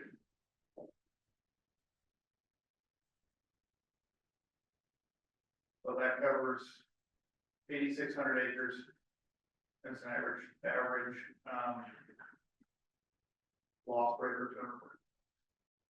If you had no restrictions on agronomic rate, would you be growing? Yes. So even if we had appropriate restrictions, forget no restrictions, right, whenever you get there. But if we had appropriate restrictions for agronomic rates, that number would be significantly smaller. So the agronomic, the nitrogen limit conversation matters, right, to the course of business for the pork and industry. That's for the worst crops worldwide. Sorry, that was the figures. So yeah, alfalfa's about $527 an acre, canola is $340, corn is $221, hardwood winter wheat's $244. And then the biggest loser honestly is trip, but that's one of the better tools you have to plant in fall. You can put some reduced water on it, it grows fast, it grows aggressively. And then you come, March 1st, you can start putting more on it, and then you chop it off. It's a 310 pound limit currently. There's not really any need to change that one. I don't disagree with every limit on it. And from that standpoint, so, but that's the one that, because you harvest it as wet silage, freight is what kills you on that, because you're hauling water, right, from that standpoint. And so finding, and there's not a ton of facilities that can consume 2,000 acres of tread. And so finding one that can, and, we're working with one that can, and they're paying us as much as they can, to be able to buy that cost down. But, at the end of the day, hauling wet feed very far doesn't very well. It's 60% water. We wouldn't grow shred. Yeah. We wouldn't grow shred in the normal crop rotation. Correct. We're growing that for one reason. Yeah. So I guess just to follow up, you're saying this loss is, this is what you would lose if you compared it to what you could grow with agronomic rates? No. This is just general. If I had the flexibility to have a normal crop rotation, this is what I'm losing growing this to, for the industry and for pork and for the, the fit for purpose concept that we're employing here, right? This is to support the economics of the state of Oregon for, making french fries and, making power and doing all that kind of stuff, right? So if I was a normal rotation on this and I had 500 acres of onions and 1,000 acres of potatoes and, double crop stuff, yeah, this would be a significantly different budget. Okay. This crop system, these numbers are to maintain compliance with the current DPQ permit. Right. Yeah. So Jake, why did you do it? Very quick. So when I first got into, that's a really good question. I was hoping somebody would ask that. I got into this in 2016 with Gary, and the agreement we had was, we had to consume 200 pounds an acre, which was doable. And then we could grow whatever we needed to on the rest of the acres. And that left us with quite a bit of flexibility from that standpoint. When the permit changed, the obligation didn't change from that standpoint. I mean, my obligation was still a minimum of 200 pounds, but we would have shut pork down every year. I mean, from that standpoint. And so, Kelly, I mean, to answer your question on, it's the same reason I'm here today. Right, is because we got into it a long time ago and the system was broken, and we recognize the sustainability of it. We recognize that it can be done safely. We're trying to do what's best for the region. I mean, as corny as that sounds, that's how we try to operate everything. Right, I mean, it's the rising tides lifts all ships type of scenario. If Lamb Weston doesn't have to shut down, maybe someday I can grow potatoes. Right, we don't currently grow potatoes. So it's kind of the long-term global economic piece. But it's not economically good for you, Not, according to this. right? You guys are aware, right? Lawsuit, we're involved in that now because of this. So, and the agreements that we've had in the past haven't covered that. The new current agreements that we have with you guys cover that. And so it's kind of the fit for purpose concept that we've been talking about. We're growing this stuff now, knowing that we're gonna lose money at it, knowing that we're gonna submit an invoice to the port for each crop with the budget to actual that shows, here's what we budgeted, here's our actual, and then we have a written reimbursement agreement with the port on. Because at the end of the day, that is still cheaper for industry and for the state and for the port than secondary. What do you see in 5 years? Can you tell me what you would hope to see in 5 years as far as your operations and profitability and that bill, things like that? So that's a really good question. we've thought about that a lot. So what I'd like to see in 5 years is a significantly better relationship with DQ and the state and have that roundtable discussion going. I'd like that going very quickly. And then I'd like to be able to have true understanding of the nitrogen that's in the water so that we can account for it appropriately as well as consume it appropriately. Right now, we're being charged with consuming a bunch of imaginary nitrogen. That's not economical for anybody. So, I mean, my 5-year goal is to have a plan in place that you guys can continue to grow business on, you know, and do your jobs. Industry doesn't have to shut down anymore. And we've got to figure it out to where I can still grow onions and potatoes and do these side by side. And so that's the 5-year goal. So. And with a few simple steps, you could probably increase your production if you're allowed agronomic rates. Better agronomic rates would reduce this cost. And that's exactly right. And that cost goes down. We go from, you guys saw it, right? If we go from 130 bushel wheat to 160 bushel wheat, that's very attainable. And that was, if I remember right, that was a $220 an acre issue. Right now, it's a 200, so that drops it from $242 to $22 an acre. So that drops that. So getting those appropriate rates to be able to produce the crop, you know, to their capacity, or even to 90% of their capacity, because there's guys growing this hard red wheat or soft white wheat that are hit to 200 bushels. I mean, there is, but they're doing things we're not allowed to do. They're not wasting nutrients. They're doing every bit, if not more, monitoring and measuring. And I mean, these varieties are genetically capable of exceeding 200 bushels. The corn varieties we're growing, you know, there's a guy back east who had a trial. He hit 600 some bushels. Doesn't world record, right? So just for the record, like I think it's like 283 bushels is 8 tons. So, I mean, the genetic potential of these plants and how canola 10 years ago, a really good canola field was 2,500 pounds. We had to go 5,000 pounds this year. I think water is going to just continue to get more and more valuable as we go forward. So having water available for the farms is a huge benefit. And industrial wastewater be applied to food crops. I mean, human food crops like onions and potatoes. So we don't apply it to onions or potatoes. One, because one of the primary sources of the grease water is potato plants. So for managing disease control, don't apply it to potatoes. On onions, we can apply it in the fall.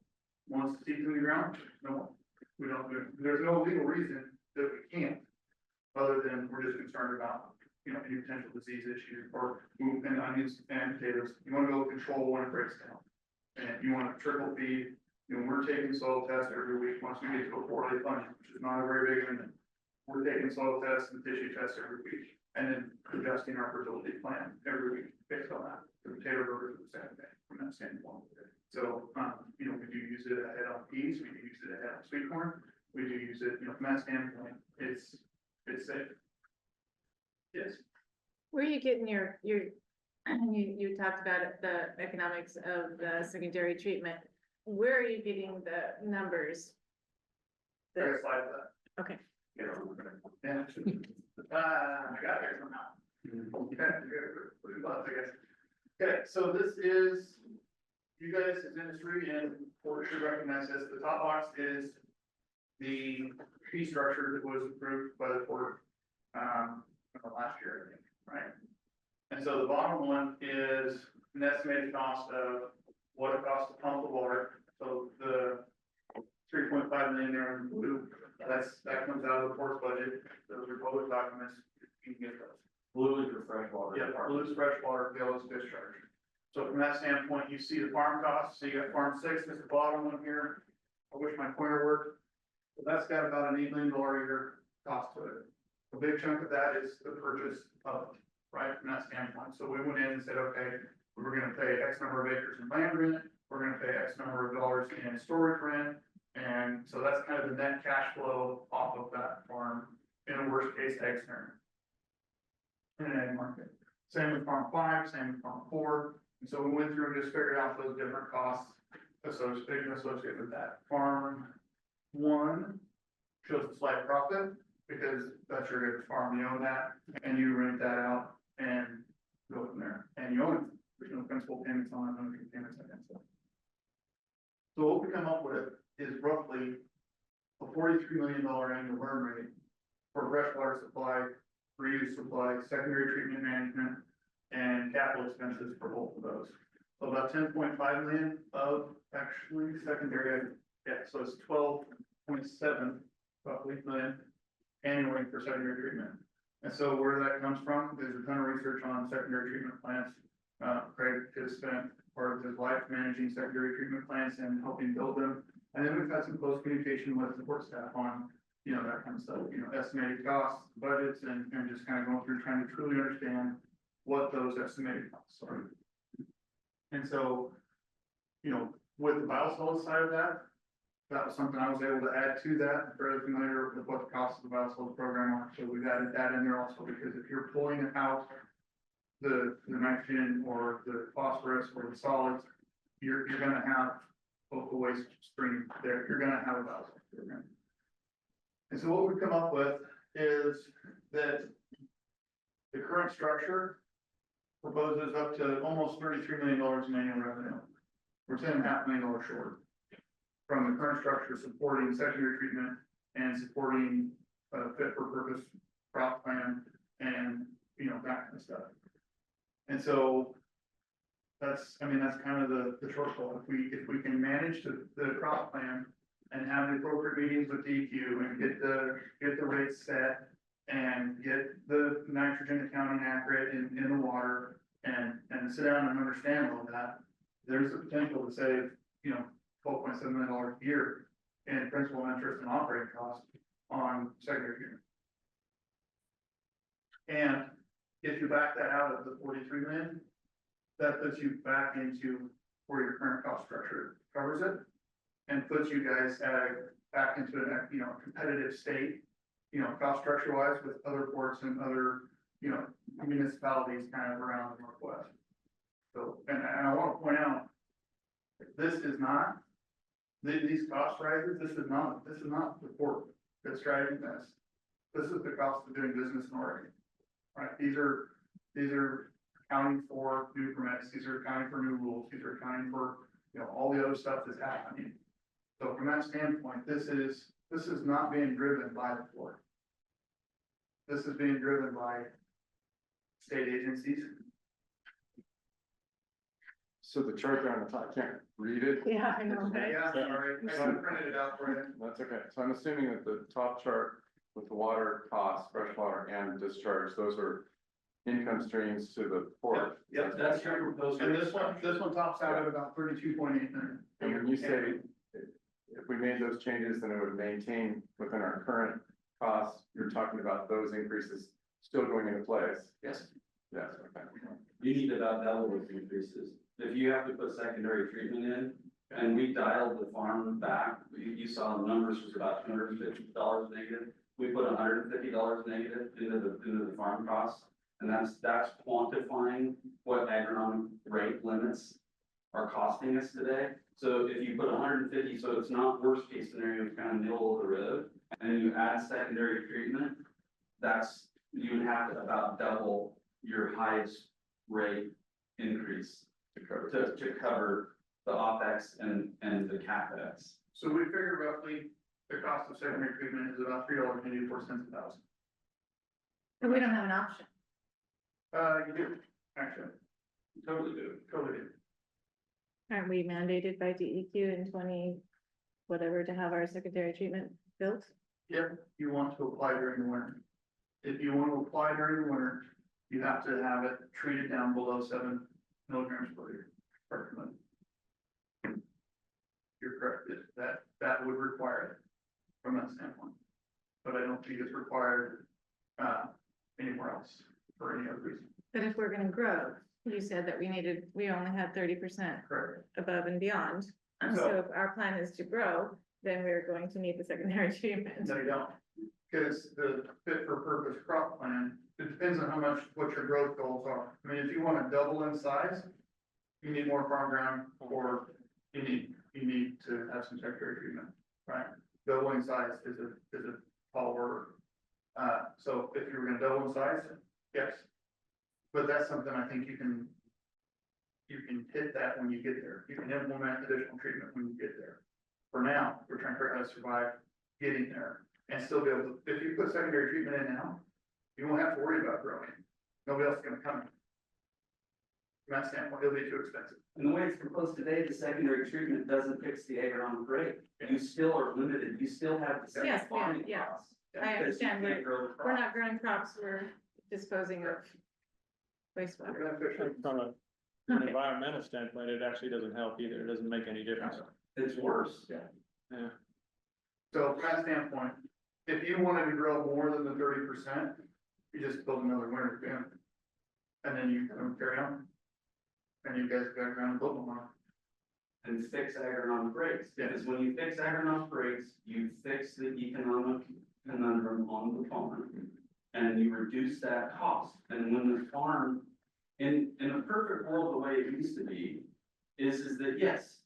You had, the farms got water, they got additional water, they got additional acre feet, and they got cost effective fertility. Okay, so that was a benefit, that was an economic benefit to the farm. It's not that way anymore, it's quite the opposite. So when you fix the agronomic rate, you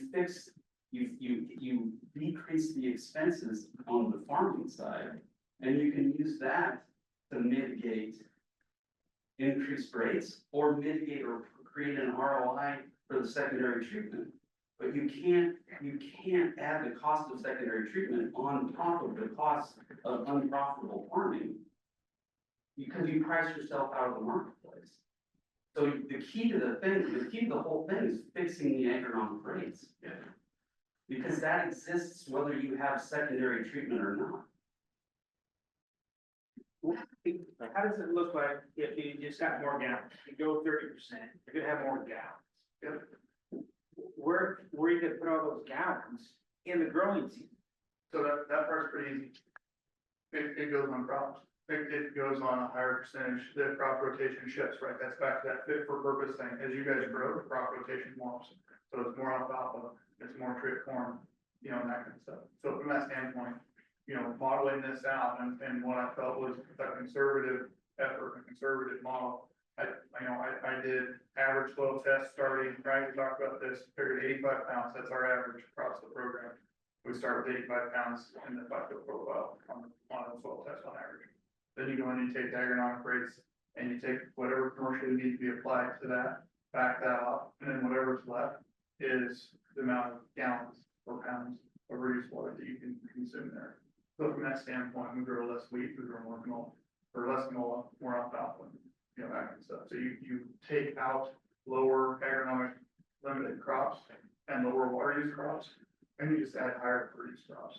As you get more gallons, you'll have the ability to do that. They go hand in hand. I must admit, I've been worried about the economics, from start to finish, whether it's our industry partners or the ability for it to maintain their wastewater system or maintain farming, in a profitable manner. The whole, I knew it was, the farm is going to be transitioned to a different function than a conventional farm. I didn't put it into perspective of a reuse farm. That's handy for me to know, and it helps me gather my thoughts together. But we're based on some assumptions that I hope data that we're collecting can answer, like two issues and organic nitrogen and things like that. We hope those come to pass. So the data collection and presentation is going to be really important, I would assume. Yeah. For changing policy. That's 100% right. And we are working on that, and parametrics, the guys that your leadership's hired, they're really good.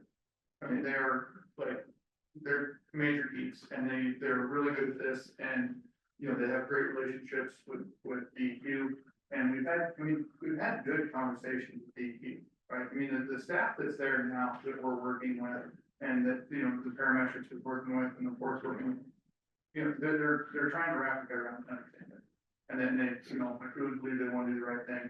I don't know that they have time to get to where we need them to as fast as we would like them to get there because of all the other permits they're managing and everything else.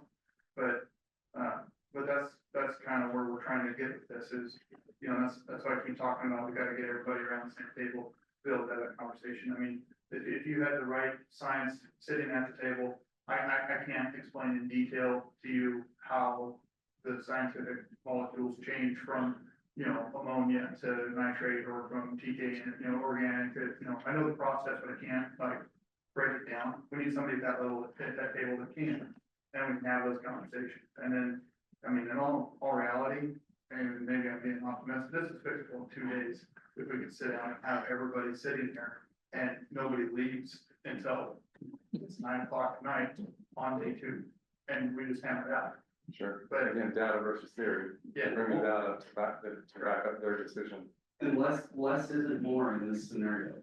The whole concept of nitrogen application, when you apply less, you're doing more for the resource, is completely backwards to where we're at today.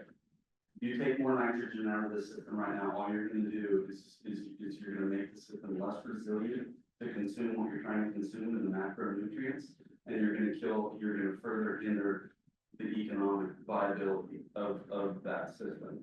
And that's just a really important concept right now. The more macronutrient you take out of this water, and it's not just, it compounds itself. It's not just about the pound of nitrogen, but it costs money to take the macronutrient out of the water. So you add the capex and the opex of the removal system, you add the economics of having to go buy that fertility, and you still are under the same limits, economic restrictions on the farm. The farm can't perform. All you've done is you stack additional costs on the farm and fertility and additional costs on the port and industry of the opex and the capex of the removal system.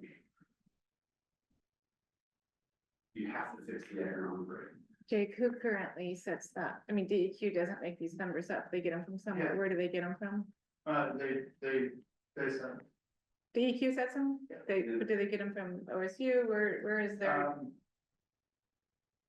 I mean, they, in conversations I've had with past staff, they claim that they're using those fertilizer guides. And if you use the numbers that they have, you can back into a yield and a protein content on wheat. Again, I'm probably using wheat, that's an easy one. That their limit is right. 120 bushel wheat, 11%, 11.5% protein. That number is correct. But what's being discounted is the genetic potential of those plants moving forward today. And so it's the same limit. When you go to, let's say, grow 160 bushel wheat, there's not enough nitrogen. That number doesn't go up. The per capita is that 350 number, 360, I think is our regular wheat. And so you end up with lower protein. You can make the yield in some fields, but you can't make the protein, which results in a dockage from that standpoint. So, we're working through. We've had several comments and conversations with DQ. We've brought some industry experts in and walked through fertilizer guides and said, here, this formula for canola is the same in these 6 guides. This is, like all this stuff has been studied. All these, whether it's University of Oregon or whether it's University of Washington or Idaho, Nebraska, Montana, Dakota, North Dakota, they've all been peer-reviewed like paper studies. They've been studied at a level higher than what we're capable of doing in our scenario. Right? And so from that standpoint, and I think there's some efforts going on at DEQ to get a better understanding of how to interpret those and what they mean. And so, there's progress being made on it, for sure. But, I was invited here, 2 years ago, probably to have a drink by the fire with the director of DEQ and a couple other people, and we got a little bit of an argument about it. And it's, that there's people at DEQ that are under the belief that they're using those guides, and they've been using numbers that were generated by those guides 20 years ago, but they're not technically using the guide. To accommodate for the yield and the genetic potential. And using the regional fertilizer guide in an agriculture area like this, using a regional fertilizer guide to manage crops on Jake's farm is like using an instruction manual from Sony TV to operate a Samsung. You can't you can't apply broad strokes across 6 counties to manage the ground that you're applying water on. So a perfect example of that is, the bluegrass guy. Our current agronomic limit for bluegrass is 170 pounds. The OSU guide says minimum of 175, maximum 325. If you go to the valley, or you go to Bend, Madras, you go to the Grand Ron Valley, or you go up here, every single one of those locations uses a different production practice. They use different row spacings, they use different life cycles, here, we'll put bluegrass in, we plant it once, we plant it twice the population and on half the row spacing, so 6-inch rows instead of 12. And we get one big cutting off of it, and then we plant it somewhere else. And some of those other regions, they'll plant it in the spring to harvest it the next year, because they don't have the growing season. And they plant it on wider rows, lower populations, and they're happy at that point. I mean, if they get 1,500 pound yield, that's a big deal. 1,500 pound yield here doesn't break even. And so we're shooting for over 2,000. So we have a much more intense management practice, intense population, and then we roll it out and go to something else. Perfect crop, makes money year in and year out, process locally. But that's a great example of the guide. It doesn't account for, if you're in this region, you use this much, if you're in this region, you use this much, if you're in this region, you use this much. Or if you're using this practice, it just gives a range.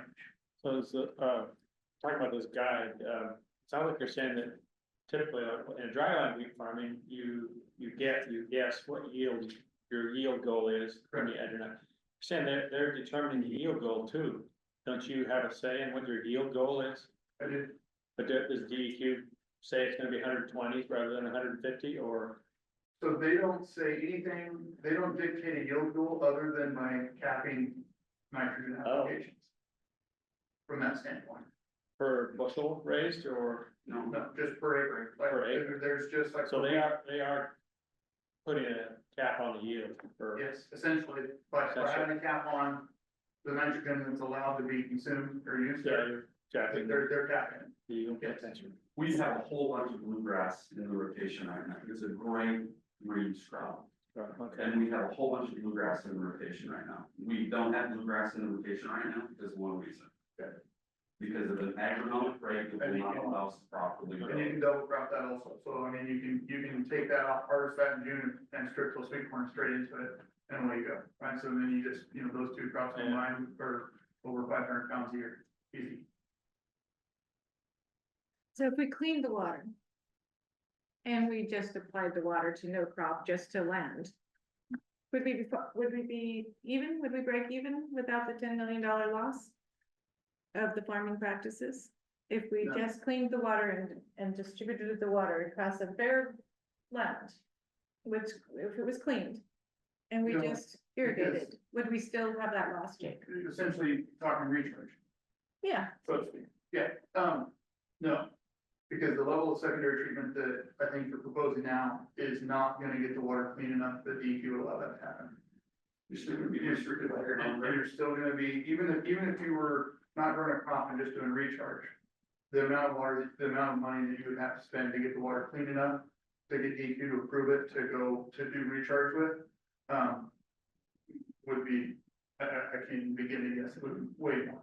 well, And you and- still have, and you still have a solids program, you still have a biosolids program, because what's in the water right now is solids, right? And so if you clean all that up to get it to where you can do recharge with it, you still have all those solids you have to manage.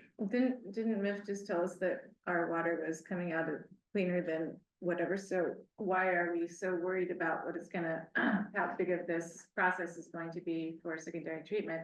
If the water in fact is being cleaner, or you guys are saying it's relatively low right now, to put it into secondary treatment, it should be a simpler process.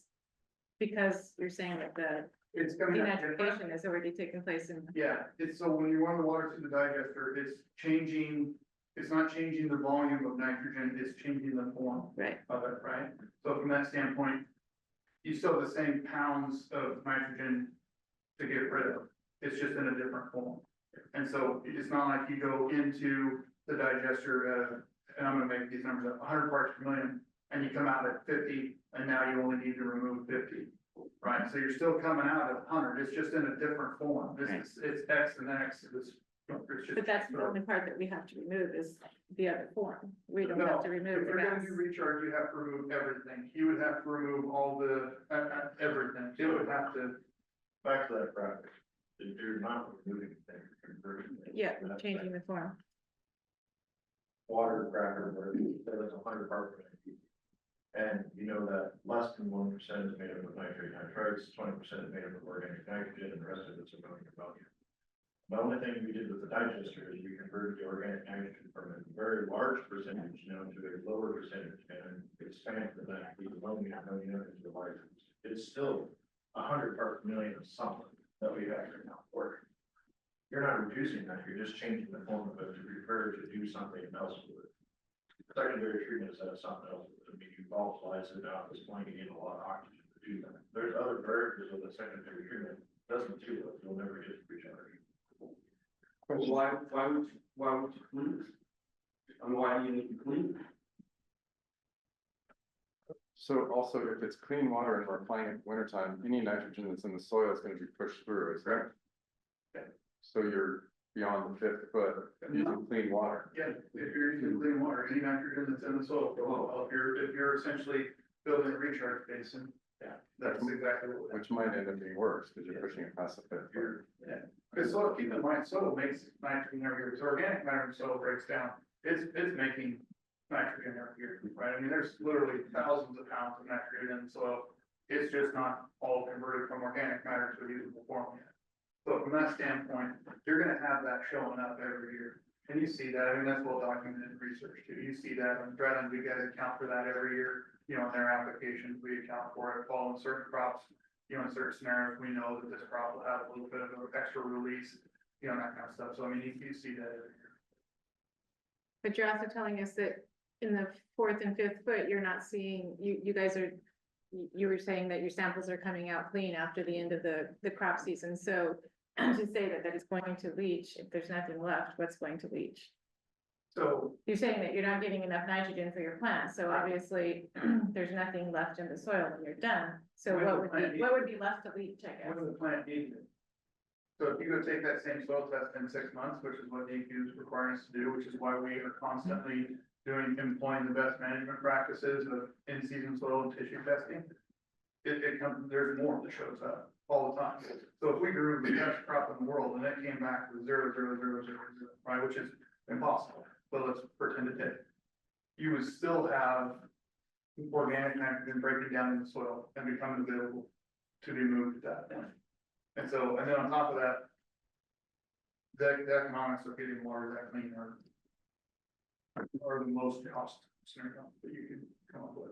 So you're at 150 pounds for the 5 feet now, instead of the 30 foot, or the 30 pounds in the last 4 foot, right? So it's, So now, so there's, could be 150 pounds in a soil profile of 5 feet, correct? I guess I'm not tracking it. There's It's never not. been 150 pounds in 1 foot. Not in 1 foot in 5 feet. Yeah, so I mean, yeah, possibly that could happen with a plant growing on it, but there's no more winter irrigation. So from that standpoint, that was the winter irrigation trigger, where if there was more than that, you can't apply on that field or anywhere. So that condition applies for the winter time. You still have to be able to grow a healthy crop to be able to go get that, and we can do that with a very high level of confidence. And you're putting on 9 inches, Average. what's your soil profile fill up? So if you're putting on 9 inches in your So- 5 feet, you should have plenty of capacity. Understand where you're going, but the 9 inches does not go on at once.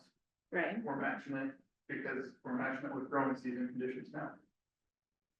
So would a goal be in the future, say you didn't do secondary water treatment, and you had limited, or you had some ability to apply water application of nitrogen, water with nitrogen, you could preload the land or preload the soil for spring planting. Is that something that, did I remember that, or did I glean that out of our earlier conversation, if you would like to do that? In other So words, we do use, currently have been using that for that purpose. That is much more limited now. If we wanted to continue to apply the way we have been and not have storage, we have to treat down 7 parts per million. And the current winter application rules, I believe, still apply. you know, Mike or Justin, if I'm, or anybody, if I'm misinterpreting this, let me know. There is language in there now that says, if it's for a beneficial purpose, we can still apply it at the level we're at now. So from that standpoint, if we are trying to, we just harvested some corn, right, we dry corn, and we got to farm it up and try to plant some hardwood for a week and get that germinated. If we got dry corn from harvesting, there's no moisture left in the top 2 feet of that. So we'd have to get it wet, farm it, plant it, and then we wouldn't apply it. So getting that would, I think, count. Or if you have, you know, a seedling field that for some reason doesn't have enough cover on it, and we're having a high wind event and it's blowing away, causing crop damage. I think that would be a scenario that would be considered beneficial application until the wind stops and she'll back up. So there is language in there permitted today that allows for application if it's an approved beneficial use. It has to be approved by DEQ. But I can't solely go make that determination that if this is beneficial, I'll just go do it. It's got to be with permission. Maybe I think one of the main things I'm hearing here is that it's possible that the secondary water treatment is actually a just very expensive middle step that's doesn't improve the environmental issues, mostly doesn't improve the environmental issues. So I think if we could convince that that's good, we wouldn't need to spend that money. I think that's an appropriate thought. Right, that's my thought. Appropriate goal. I think that's industry's thought from that standpoint, you know, as far as trying to understand that. And if our numbers aren't right, if we missed a boat by a lot or something, we'd love to see some numbers. If there's some numbers that are very different than what we've got, and I mean, I don't think we're very far off, but if we are, we'd love to see them. Yeah. I think that the whole story, and it has been for way before me, way before Joe, people smarter than I, reuse, if managed properly, is the most effective use of this water, right? And the most beneficial use of this water for everybody. So somehow we've got to show the science, not the myth, the science, the benefits of reuse. And I think you're on to something, but I think it goes further than just here, just in Morrow County, Oregon. It's a nationwide issue. And I think partnering with, and I don't know how to do that, that's a huge, I mean, but there's got to be other places that are experiencing the same issue, and how are they mitigating those? And how do we educate state and federal regulators how to make this a beneficial use? That's it. Yeah, no, it's exactly, and different states have different programs, for sure. You know, Idaho's is different, California's is different. You know, we don't live in those states, we live in Oregon, and so from that standpoint, ours is different too. And that's okay. We just have to make sure that it doesn't kill the state's economy at the same time. So from that, you're right, and that's why I hope you guys don't choke too much when you see parametrics is built, because they're doing a lot of really good work to help, you know, support this. The team and help that your leadership has put in place to help handle this is good. The science is there. Yeah. The science, sure. Current best management practices in ag, the science is there to prove the resilience of the system and the ability of that system to maintain containment. It's there. And Then we have great explain the trend analysis trend analysis of what? of the nitrate levels. So that's a great question. That's not really the point of this meeting. We can account for what we're doing, and you guys can see all that.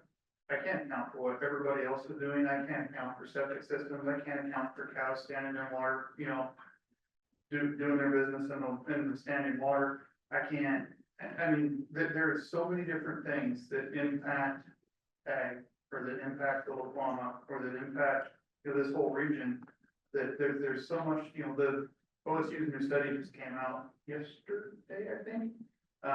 You know, and it had some pretty interesting things to say about the features underground. Go ahead. And it's not one giant bathtub, right, is kind of what they're saying. There's 4 or 5 different regions there. And so from that standpoint, there's a lot of things I think need to be understood.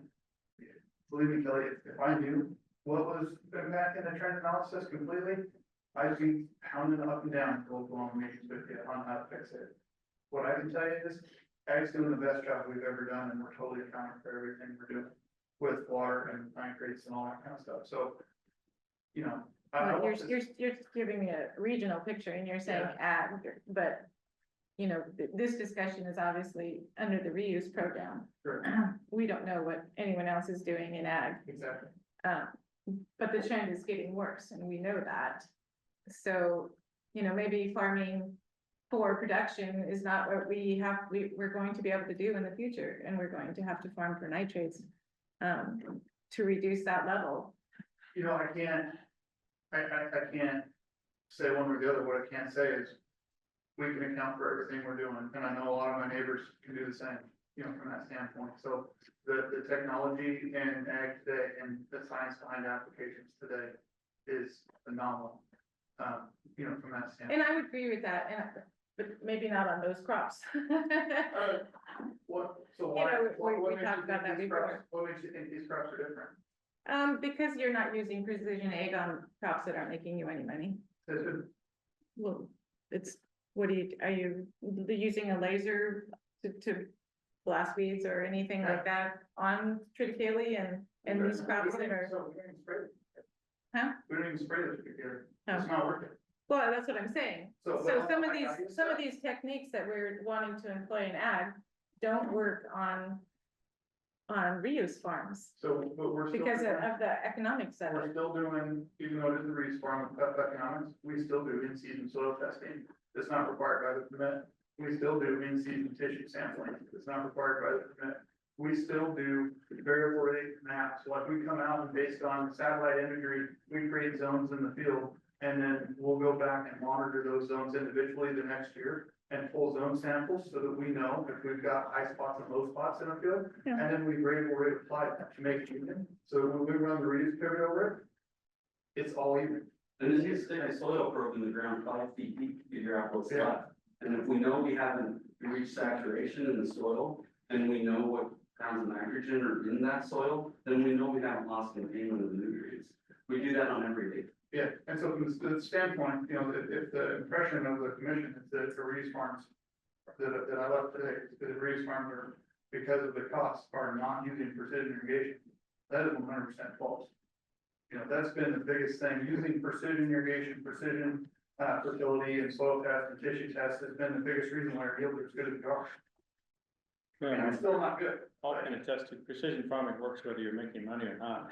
That's right, it pays for itself. It pays for itself. Right? We're using best management practices, and to answer your question, why are we doing it? In the absence of the cost plus, we wouldn't be doing it. These agronomic rates, are hindering the entire system, and they're not doing anything to help us do a better job of containing that nitrogen. The best management practices that we're using throughout the entire farming system on Jake's farm and in the application area for the Port of Morrow, we are maintaining containment, and we are accounting for every pound of nitrogen, every pound of macronutrient, and every ounce of chemistry that we're using, we're accounting for. And then we're seeing the exact same thing on all the ground that we farm, whether it's rented, whether it's in a permit, whether it's not in a permit. We are, and so to answer your question, yeah, we just spent a boatload of money buying a spot sprayer that will shoot within a 7mm target at 3 miles an hour. It's not a laser weeder, but we can use fertilizer in it instead of chemicals, or we can use chemicals or whatever. So we are employing like the latest and greatest technology every chance we get to try to figure that, you know, to try to continue to reduce costs and increase sustainability. So how long are you going to be able to do it Do what? at a loss? I'm not doing it at a loss anymore. Well, there won't be a loss because it would be a cost to the port, I would assume. Yeah, which ultimately is a cost to industry. Which passes through to the industry, which is why it is important that the economic rates are now pricing you out of the potential marketplace. And it's not doing anything to help us do a better job of maintaining containment and utilization of the macronutrients. One of the reasons that we're doing this is if we genuinely believe we have a sustainable resource in the reuse water, and the best thing for the community, the best thing for the resource, and the best thing for our team members, the jobs, is to apply that reused water sustainably, as we've proven that we can do on the application areas. And we need to fix that trend analysis, which we can do through HR. We're on the same team. Yeah, absolutely. So I'm just asking questions. It just, and mostly because of the economics of it for us, for this board. You know, if we're paying you $10,000 to farm a project, or if we're paying $10,000 or $10 million to build a reuse facility, you know, we need to know, are you going to be in it for the next 5 years? Are we going to, you know? So you guys, your guys' team did a good job. That's a long contract. It's 20 years with some extensions. So, yeah, to answer your question. Yes, Yeah, we we haven't seen that haven't seen the contract. yet. We haven't seen a contract. We're in it. I mean, we're in it to be part of the solution for industry and for the state, for you guys, and you know. Yeah, another thought I had here is that I know it costs us, but that's part of, the port's not done with this water until it's somewhere. And that's part of that's the end process of this, is the end use. And so and that being part of that project is limits the production. So yes, we should pay. That's the final step. So if we're on, in bad times, I'm sorry. No. If we're reimbursing you for some losses. On the good times, do we get anything back?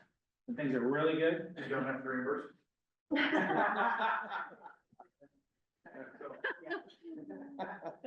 Yeah. So here's that goes, that's an excellent point, Aaron, it's a fair point. One of the model through this, I ran 3 different scenarios. I ran really crappy ag prices. I ran really, average, let's say ag prices, and I ran exceptional ag prices. And when I did that, I didn't go like extreme, like the highest I've ever seen, but like realistically, I don't know if we'll ever sell $360 ton egg again. But like from 2018 or 19 through 2022, you would notice a dime. From that standpoint, the economy was strong and it was fine. It wouldn't have cost anything. And so whether that comes back to industry as variable costs, or whether you guys build a war chest up for when things get crappy again. And then once you get the war chest built up, you can go to an average, lower the average cost, from that standpoint. That's a commission, kind of or leadership, I guess. I'm not sure who would make that decision here, but that's totally up to you guys from that standpoint. But when I ran the scenario of what I consider to be exceptional ag pricing, it was about the same as the cost plus that. Right, so from that standpoint, so it's, there's not, because of the crop selection, because it's alfalfa, because it's wheat, because it's corn, because it's drip. You don't have the extreme swings of grass seed or potatoes or onions, or, we don't have the ability to do a lot of peas and sweet corn, when those prices are high. It's because of the lack of ability to diversify that limits that upside too.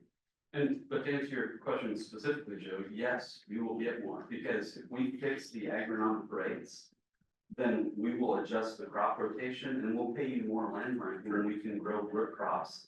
On this ground right now is being grossly underutilized from a sustainability perspective, because we are planting stuff that the marketplace doesn't need. We're planting that to consume nutrients because we're so limited on the agronomic rates. And if we can adjust those agronomic rates, so that we can appropriately apply and make those make the corn profitable, then we don't have to have 2 acres of corn. We can have 1 acre corn and 1 acre of potatoes, and we'll pay you $700 an acre on the potato ground. So yeah, there is money in it for you as well, and we're still balancing the nutrients. And just for our, most everybody knows it. Just to put it in a different way, all those crops you listed there, in the Columbia Basin, you can't buy a farm with those crops. No. Just so everybody knows that. No. And what's so hard to establish some of the land rents is, there's no land rents out there because people don't rent land to grow wheat or alfalfa on usually. And so, yeah, there's Absolutely, you've got the top 30% of your yield potential trapped out. yeah. So there's money in it for everybody, and there's a way to clean the groundwater up. We've proven it with recharge. You need to go, Lisa? I do, Senator Merkley is going to be at the Sage Center at 11 o'clock. So Okay. Oh. I'm trying to get over there, but I think this was a really good discussion today, and I would suggest that maybe we follow up, maybe even next week, and have another chance to sit down and talk again, just like this. Sounds like we've got decisions to make. Thank you guys. Yeah, We were, yeah, you know, we really appreciate your time, and the industry appreciates your time. I mean, this is, hopefully this added value to, as far as, you know, see the bigger picture on everything. And then, you know, and I really do want to sit down with my friends at DQ and have these conversations, right? This is an important piece for the whole state. Is this available or has this been recorded? Well, yes, it has been recorded, Okay, there you go. but it was Jake's presentation that I don't have. We can, I mean, you copy of it. Okay. well, we were, you requested to do this at a regular commission meeting, we requested a special session because it's just, it's strengthens your progress. But thank you guys so much for taking the time to understand this, because it's just like with all the water rights work that we do. I mean, we are asked often to explain 3 years of material in 15 minutes. So the fact that you guys would take a couple hours to really understand this is admirable, and thank you. Did you get through your slides? Yeah, I did. I did a whole bunch of them that have all the spreadsheets on them. And I mean, I was gonna show you everything, but, yeah, we're out of time. And really to truly understand this at that level, I mean, we would need a day or two and, you know, from that standpoint. But I mean, you guys got I was able to kind of summarize it hopefully well enough that it helps with the general understanding of where we're at on everything. I mean, the good news is you got more ground than you have gallons and pounds now. So, I mean, the solution is the plan is working. And I would just add, that we can't be, I mean, I want to take care of the Guam, of course, I want to do our part, but our part is the Port of Morrow, and our part is the Grand Fund. And we just need to be responsible for what we have and maybe set a good example going forward. And it can be both, because our goal is to help with the local going too, from that standpoint. We don't, it's been here for a long time, for far too long, and, you know, and it's a problem. So, One of the first times I met Jake, his comment was that farming practices today are not the farming practices of grandfather's era. And we have to remember that, they are getting more precise. Okay. So we have a meeting on Thursday, maybe on Thursday we can find another date to follow up next week. If we could take another couple hours out of your day next week. Any other questions from commissioners? I want to see that closer. well, we can get pretty right on. Yeah, the strand will Get ready to copy of it. send it out maybe. Well, if there's nothing else, we're good to adjourn then? Everybody good? Okay, so it is, 11:09, we'll adjourn.